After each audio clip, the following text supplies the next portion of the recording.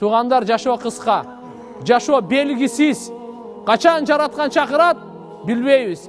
Бирок ушундай жашайлы. Бүгүн чакырса, бүгүн таяр болуп жашайлы. Ушундай жашайлы. Туғандар, бири-бирибизге зулумдук кылбай жашайлы. Бири-бирибиздин акыбызга кирбей, бири-бирибизди кордобой, бири-бирибизди каныбызды төкпөй, бири-бирибиздин айбирибизди тепселебей, бири-бирибиздин укугубузду кордобой жашайлы. Алла Тааланы сүйүп жашайлы. Жаратканга шүгүр кылып жашайлы. Алла Таала бизди жакшы көрөт. Жакшы көрүп, алхамдулилlah, адам кылып жаратты. Мусулман кылып жаратты. Ыймандуу кылып жаратты. Бүгүн мечитке келгенге товфик берди. Канча адамдар дүйнөдөн өтүп кетти. Канча адамдардын ден соолугу жок.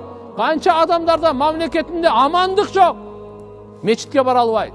Бирок сиздерге, биздерге Алла Таала алхамдулилlah жашоо берди, ден соолук берди, акыл берди, иман берди, амандык берди. Кандай улуу Алланын неаматтары.